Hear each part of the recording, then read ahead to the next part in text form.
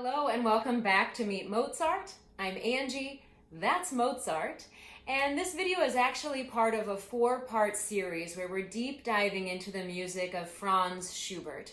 So if you're hopping on with this video for the first time, that's totally awesome. Enjoy the music, enjoy the ride. But if you'd like to learn a little bit more about Schubert and who he was and how he influenced art song, then I highly recommend checking out part 1, which is our intro to Schubert.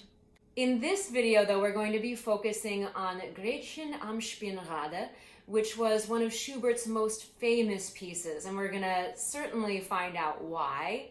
And we're going to be collaborating with a dear friend of mine and a wonderful pianist, Jason Worth. And to do that, we're going to do a little bit of teleporting.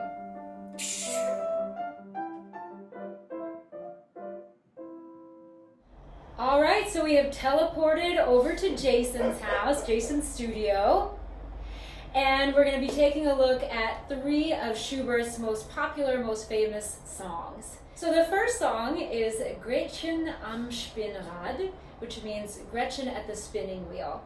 And it was part of Schubert's second opus, so a very early song actually of his, but it really, along with the first opus, really put him on the map as an art song composer. The text, it comes from Goethe's Faust, which you may remember from your English literature classes. It's a play that is about a man who has sold his soul to the devil.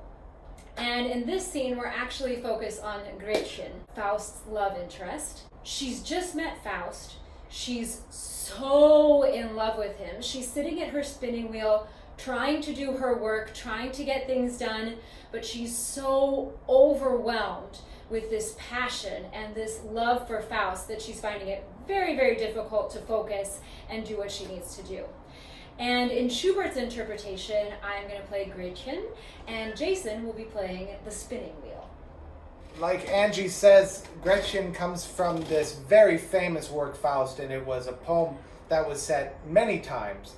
And I think the reason that Schubert's setting is the one that we all know and love really has a lot to do with this piano part. And the way that Schubert so brilliantly gives the sense of sitting at a spinning wheel. And these running notes in the piano that get more and more excited as Margareta remembers her encounter with Faust.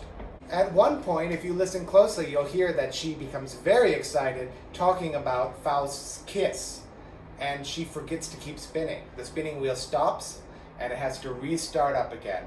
And this is just one example of what Schubert can bring to a poem, solely through the use of the music and the piano.